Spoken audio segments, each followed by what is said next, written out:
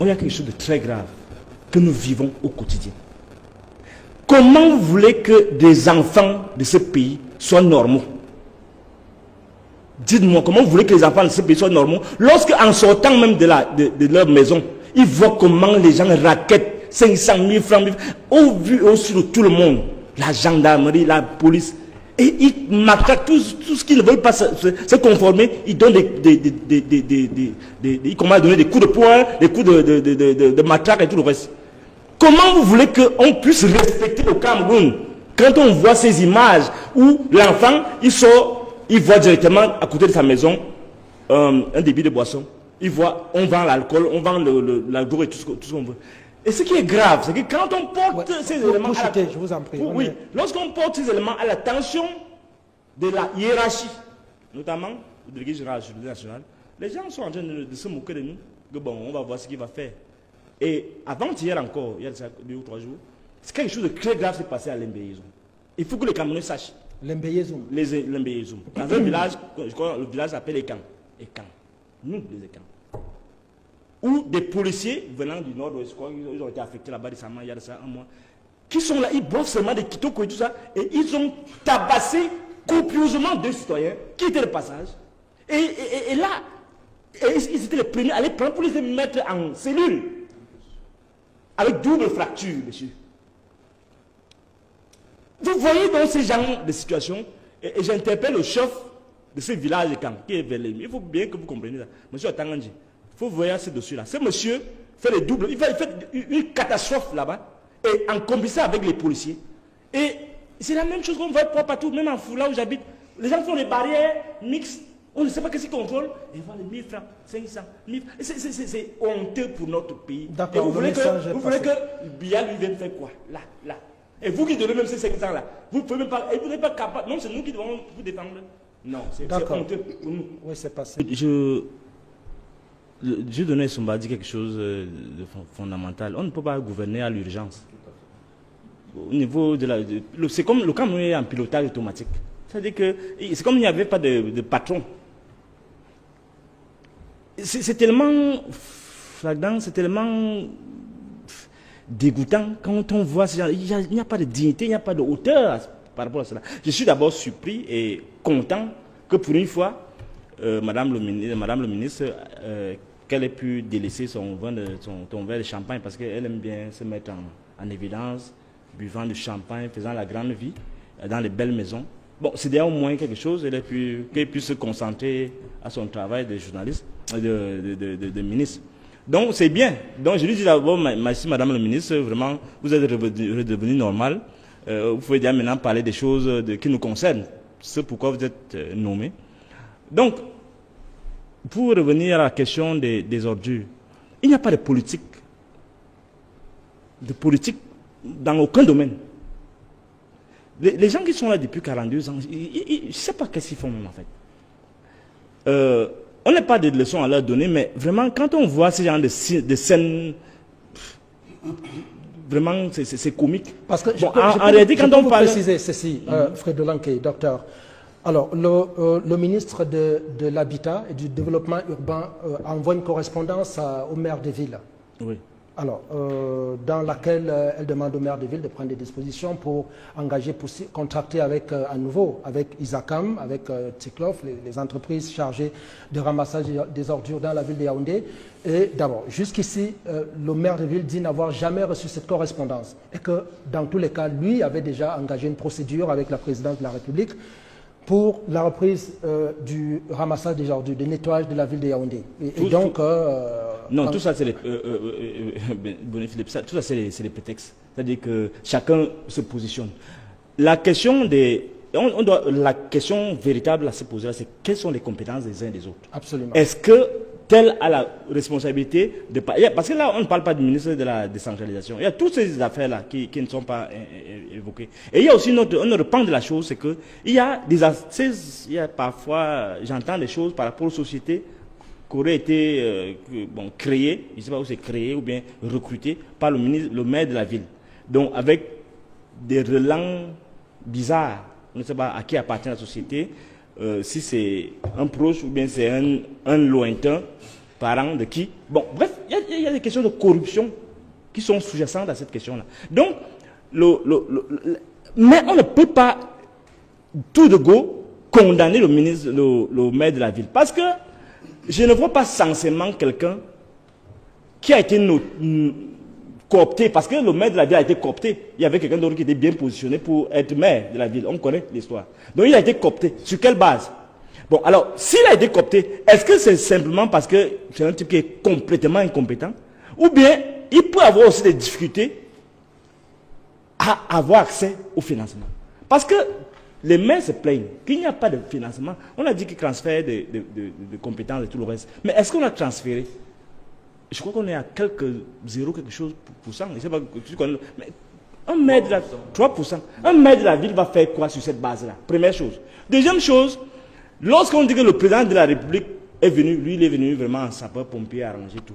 Non, ça pose des problèmes. Ça veut dire qu'il y a un jeu de dupes. La présidente de la République ne peut pas tout faire. Quel est ce pays où, Dieu donne le dit tous les jours, quel est ce pays où c'est seulement le président de la République? Pourquoi il nomme ces gens? Si ceux qui sont incompétents et qu'ils ont l'argent, ça veut dire, ou bien ils les mettent simplement en difficulté. Donc au-delà de ces questions de management, même au niveau de l'équipe gouvernementale, la question fondamentale c'est là, quelle est la politique de l'ordure? Quelle est la politique d'industrialisation du pays? Parce que s'il n'y a pas un petit fonds d'industrialisation, on ne va pas comprendre qu'est-ce qu'on va faire de l'ordure. On ne va pas comprendre même l'ordure c'est une richesse. Comment donc arriver donc à faire comprendre à ces gens, au-delà donc de cette petite bagarre de gamins là, je n'ai pas lu la lettre, j'ai reçu la lettre, on peut s'asseoir, parce qu'il y a une le législateur a conçu une complémentarité.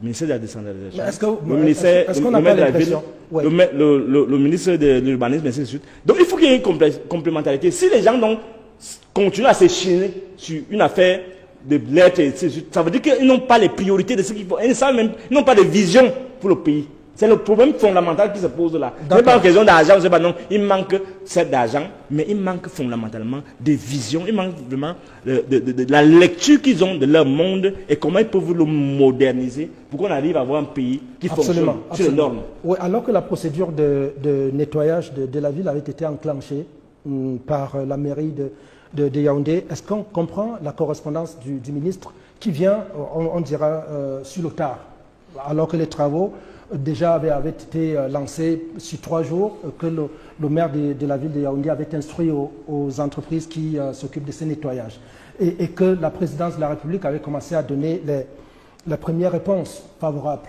pour la reprise des travaux. Boni Philippe, rien ne vient sur le tard dans le secteur des ordures. Ce sont des concurrents. Selon nos informations, la ville de Yaoundé aujourd'hui n'avait pas un concurrent. Du moins, le concurrent que le maire Luc Messia a trouvé a expiré en 2023. Absolument. Il était confronté à des difficultés à renouveler. Est-ce le renouvellement des obstacles liés aux contraintes internes, ou bien c'est lui-même qui voulait positionner, parce qu'on dit souvent ce secteur est monopolisé par Isakam. Isakam, c'est le fleuron de l'assainissement au Cameroun. C'est-à-dire, ils connaissent leur job.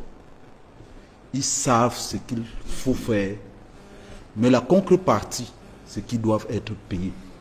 Et pour la plupart du temps, on a vu des fonds d'investissement mettre de l'argent à Isakam, acheter l'équipement.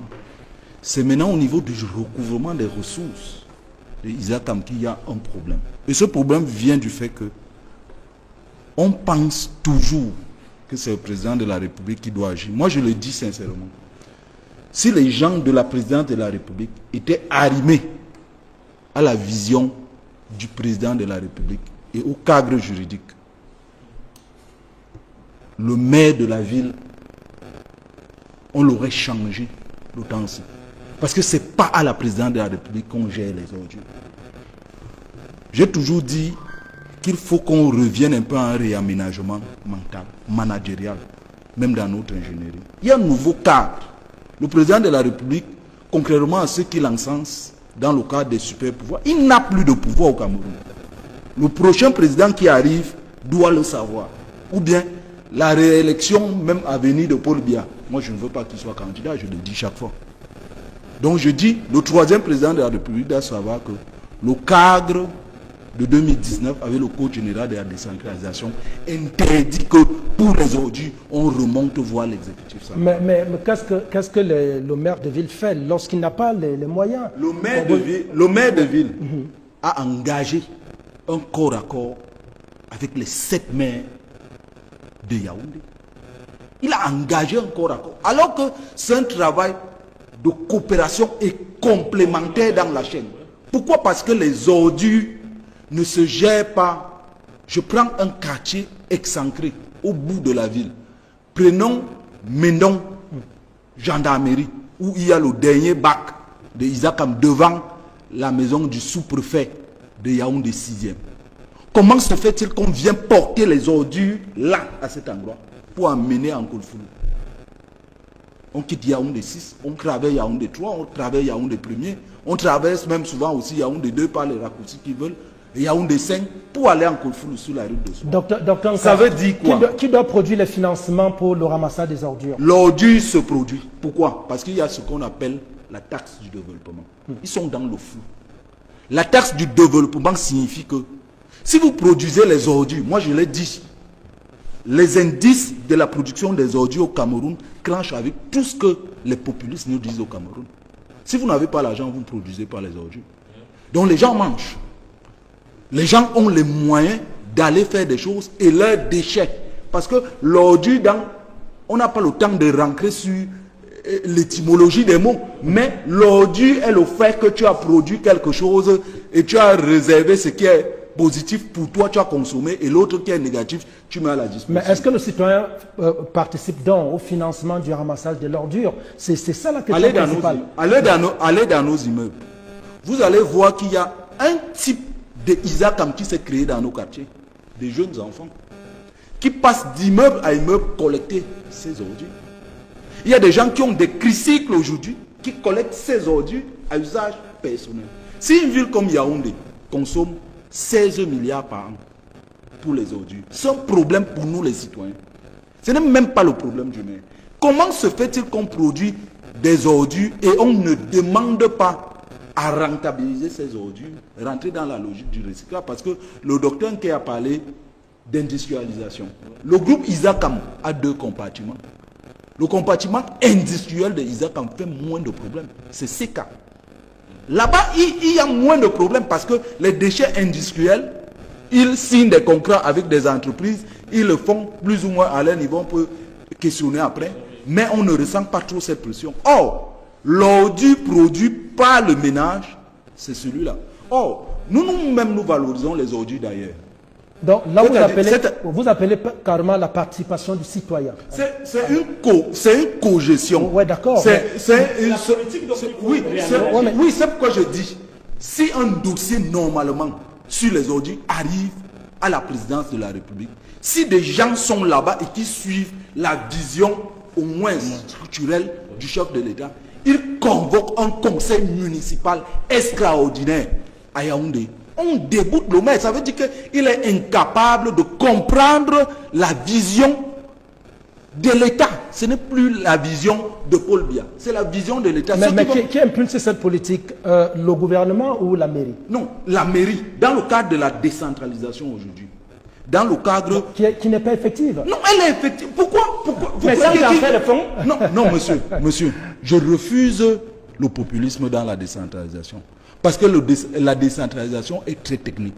Non, laissons le bavardage du Non, laissez-moi. L'argent. La décentralisation, c'est l'argent. Laissez-moi. Ou bien je mens. Laissez-moi parler. Laissez-moi parler. Vous dites l'argent. L'argent est collecté au niveau des taxes d'hygiène. On est même arrivé à un moment où on a fait des études, on s'est rendu compte que, au regard du potentiel de cet argent, ce qui entre dans les mairies ou bien les caisses municipales, il y a un décalage et il y a une distraction de ces fonds. C'est qu'on est arrivé à la réforme. Que cet argent sera centralisé par la direction générale des impôts et reversé. Il y a de l'argent. D'accord. Arrêtons de dire que la décentralisation n'a pas d'argent. C'est un problème de mentalité et qu'on active tous les leviers. Non, il faut évacuer l'histoire de rareté de ressources. Oui. Il y a une question claire d'incompétence. Je prends un exemple dans un pays où je travaille, où je suis consultant international pour l'État ivoirien. Vous avez une commune dans laquelle on a des villas comme Angré. Vous avez Angré aujourd'hui, lui connaît très bien la Côte d'Ivoire. On est à 13e tranche. 13e tranche à Angré. Les Ivoiriens nous regardent. Angré qui est un quartier. Qui est un quartier. Un quartier très, très ouvert. Oui. On est en train de créer 13e tranche. Mais là, déjà, pendant qu'on le fait, les routes ont 10 mètres dans le quartier. C'est-à-dire les routes, c'est 10 mètres. Et des gens sont là pour veiller à ce que personne ne puisse aller moins de 10 mètres. Et c'est encore la brousse. Parce que c'est 11e tranche là qui, aujourd'hui, est encore déjà la ville. Alors qu'il y a 3 ans, ce n'était pas la ville. On est venu mettre dessus là. Donc après, là, tu as au moins 7 km après. Déjà, tout est calibré. Tous les nouveaux quartiers sont calibrés. À Yaoundé, aujourd'hui, ici, où je suis en train de parler, vous sortez, que ce soit sur Yaoundé Est, Yaoundé Ouest, Nord, il n'y a aucun quartier dans lequel on envisage que les sapeurs-pompiers passeront ici un jour s'il y a un incendie. Ça n'a pas besoin de ressources. La faute à qui? La faute à ceux qui gouvernent. C'est clair. On doit faire le plan de la ville, le plan de développement des quartiers, doit déjà calibrer comment est-ce que les routes et les voies vont être. Et ceux qui gouvernent doivent veiller à ce que personne ne puisse aller au-delà de ces limites. Ils ne doivent pas venir seulement lorsqu'on fait des petites constructions, demander permis. Non, ils doivent veiller à ce que, ici, sur le plan de la ville, voilà comment on a calibré. Il y aura ici une route de 8 mètres, 12 mètres, ainsi on veille. Même quand ça bouge, et on veille. C'est comme ça qu'on a finalement des quartiers normaux. Même Odia, qui est très envié, n'est pas un quartier normal, si on peut parler en ces termes. Pourtant, on a vu Odia se développer. On a vu tous les petits quartiers qu'il y a à Odia, dans la zone d'Odia, c'est-à-dire que Borne 11 ou je ne sais pas combien encore, Minkan, tout ça, là, on a vu ça se développer. Mais personne n'a pensé qu'il fallait, ne serait-ce, c'est une question de penser, ça a besoin de ressources. Donc, c'est une question qu'on appelle l'urbanisation de la ville. Une question simplement d'incompétence.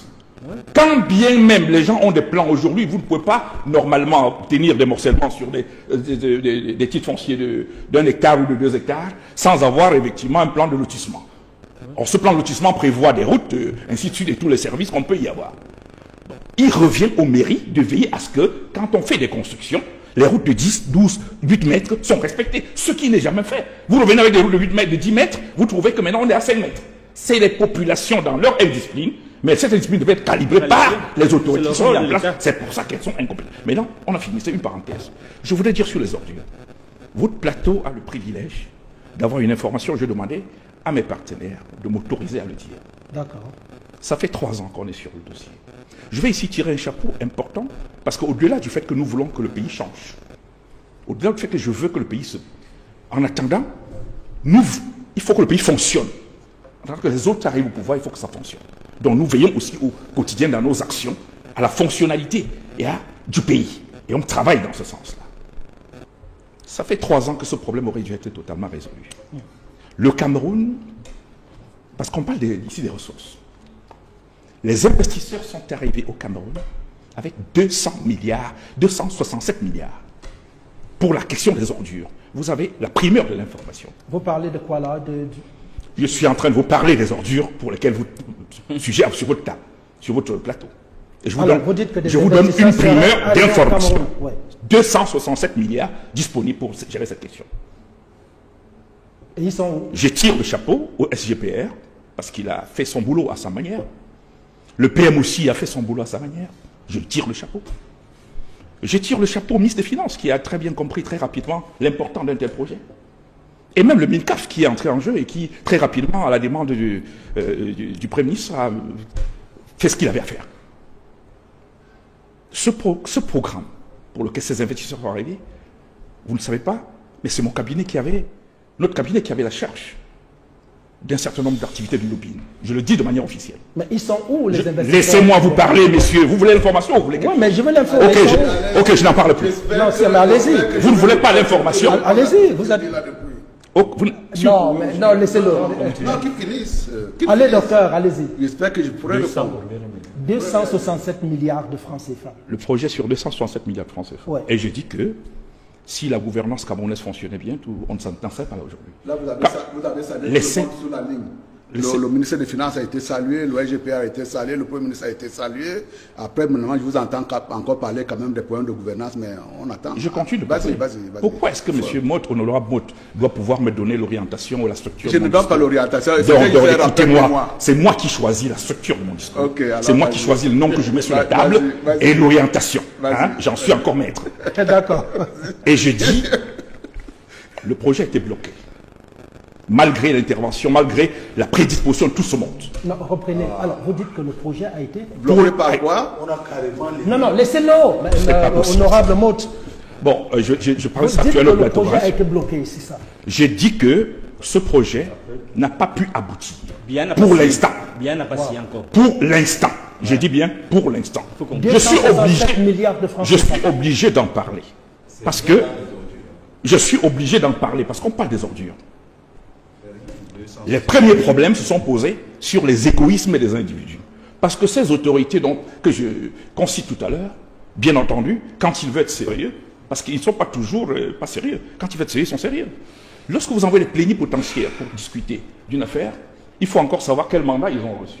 Lorsqu'ils rentrent avec leur rapport, je ne suis pas sûr que ça vous prédispose à avancer dans l'opération. Nous avons été bloqués dans les réunions à la primature, souvent sur 3 réunions, pour une question des détails, où des gens sont revenus pour nous bloquer sur ce qu'est la propriété des déchets. Ça, c'est un premier débat. Que bon, comme il y a l'argent, il faut qu'on sache que c'est les maires qui sont...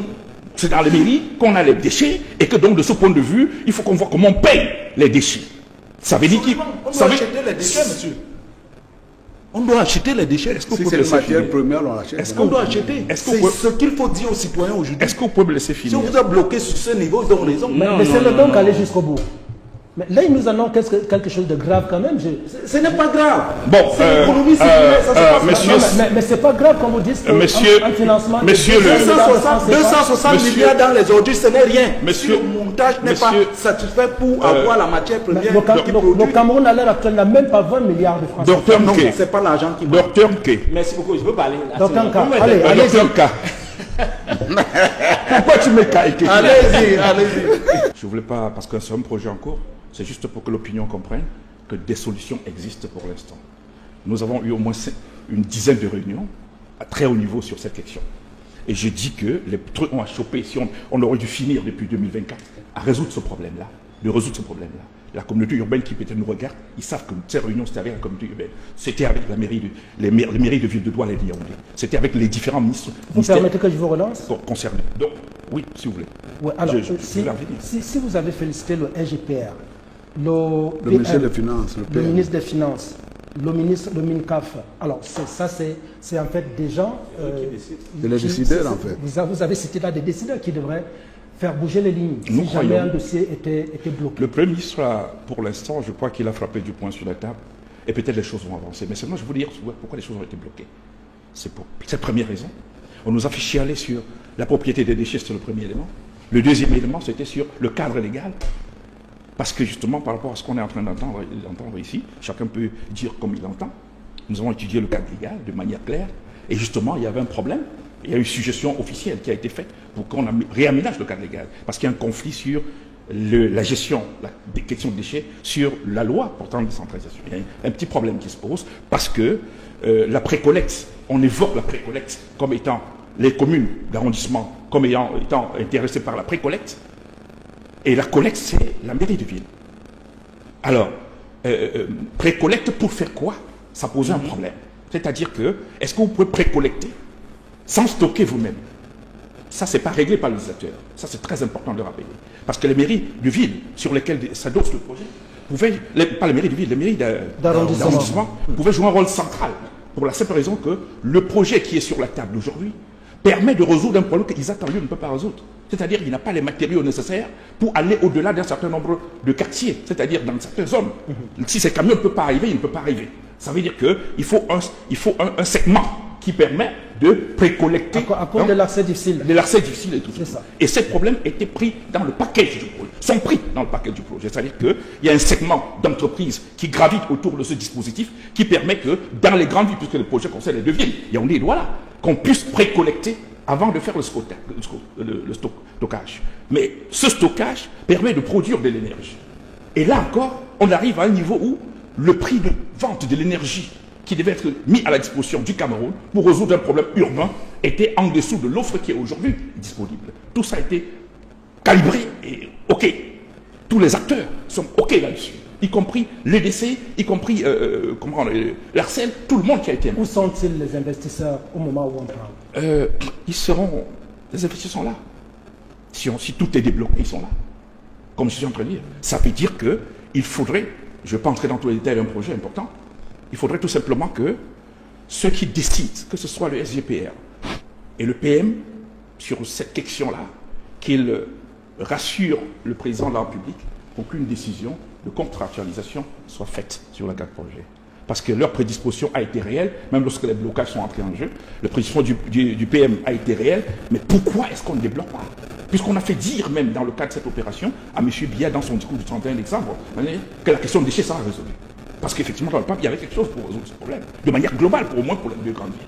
Parce qu'il s'agit là d'utiliser, de débarrasser d'abord la ville des déchets, aussi bien dans les zones urbaines que périurbaines, et ensuite d'offrir dans ces mêmes villes le déficit d'énergie dont on a besoin pour pouvoir au moins gérer les ménages. Ça résout 3 problèmes. Et là encore, par rapport au segment qu'Isakam avait, il faut noter que la subvention de l'État vient compléter celle de la coopération internationale et celle qui est faite par les impôts qui sont pour permettre... Donc, si ce n'est que les impôts et celle de la coopération internationale, ça ne suffit pas. Et le maire de la ville l'a dit dans ses rapports, la communauté urbaine l'a dit dans ses rapports. Et donc, pour alléger, parce qu'il ne faut aussi pas oublier que la collecte aujourd'hui, c'est 16 000 francs, environ. C'est-à-dire que ce qu'on paye pour Isakam, c'est 16 000 francs. Et les 16 000 francs, dans les 16 000 francs, vous avez environ, pour la collecte, environ, je crois, 12 000 et environ 4 000 pour l'enfouissement, pour le traitement. Oui. Alors, nous disons, dans le cadre de cette offre qui est faite à l'État du Cameroun, ces 4 000, on les épargne. Ça veut dire qu'à la réalité, l'État ne subventionne plus de ce montant. On diminue la subvention de l'État par rapport à la collecte parce qu'ils ne vont plus payer pour qu'on détruise les ordures. Parce que nous, on paye aujourd'hui de 4 000 francs pour détruire. C'est une information très importante que vous nous partagez ce matin avec ici. Donc nous souhaitons pour conclure que cette prédisposition favorable puisse trouver un maillage important, que les différents acteurs s'entendent et que finalement le Cameroun puisse bénéficier de ce financement qui est fait à notre pays pour résoudre 2 problèmes majeurs. Merci infiniment pour cette importante information. Dieudonné Somba, on ne va pas revenir sur ce scandale parce que ça n'est un. Mais ce qui est important pour vous, Dieudonné Somba, oui, mais bien sûr, que l'on fasse traîner 260 milliards de francs CFA, c'est pas un scandale. Même quel investisseur, on veut savoir. Je ne refuse de vous le donner, monsieur K. Je refuse de vous le donner, on est encore en stratégie. Je donne une information globale, je ne veux pas entrer dans une stratégie. Dieudonné Somba, cette tension et querelle de personnes nous perdent alors que des questions essentielles existent. La question principale ici, dans la question d'ordures ménagères, de ramassage ou nettoyage, c'est la question de financement. Est-ce que vous pensez qu'on va y arriver? Aujourd'hui, la présidence a peut-être réagi à la suite de la sollicitation du maire de ville. Mais est-ce que demain, on ne va pas retomber dans les mêmes inquiétudes d'une ville qui est complètement polluée? Je crois que ça va au-delà du financement, même si le financement est une dimension majeure. La gouvernance d'un secteur se fonde sur des ratios. Quand on dit sécurité, ça veut dire qu'il y a un certain ratio de policiers par habitant. Si ce ratio n'est pas respecté, alors la sécurité ne peut pas être bien faite.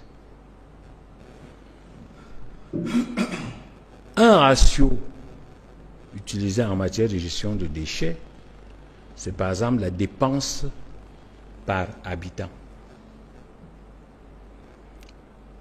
Lorsque à Yaoundé, la dépense par habitant, c'est 2000 francs par an. À Abidjan, c'est 7500 francs. Et à Kigali, c'est 10 000 francs par habitant. vous comprenez bien que rien que ce ratio montre que, disons, explique la situation des déchets. C'est-à-dire que le ratio est trop faible. Pour assurer un service optimal. Voilà, trop faible. Et là-dessus, la question qui se pose, c'est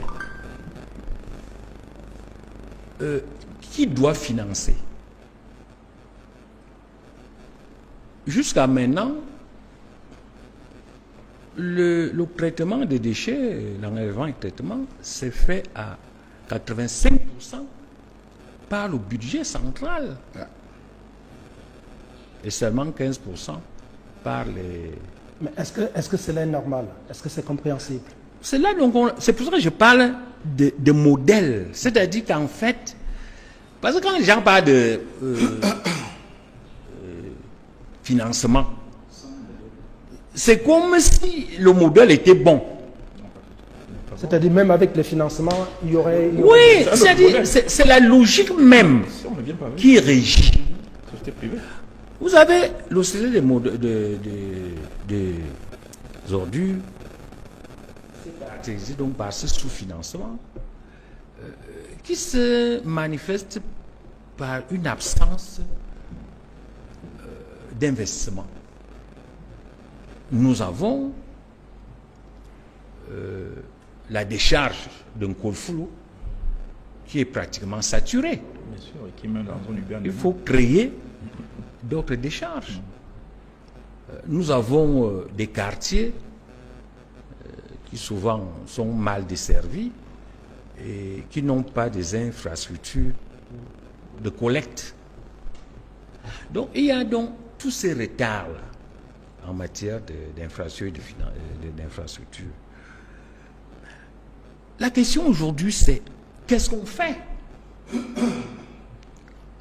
On a conçu une sorte de fiscalité de porte lorsqu'on a créé les droits d'assises de traitement des déchets.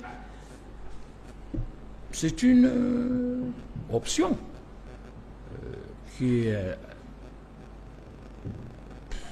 tient un peu la route, mais il faut faire plus.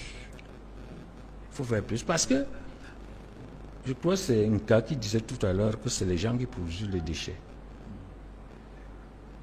La première chose, c'est qu'il n'est pas normal que les déchets des gens, les déchets que les gens de Yaoundé produisent, soient portés par le budget national. Oui. C'est pas normal. C'est-à-dire le simple bon sens. Yaoundé a plus de 5 millions d'habitants. Et l'habitant de Yaoundé a en moyenne un revenu monétaire 8 fois plus élevé que la moyenne nationale. Comment voulez-vous que des gens qui sont les plus riches d'une manière globale, parce que Yaoundé c'est quoi?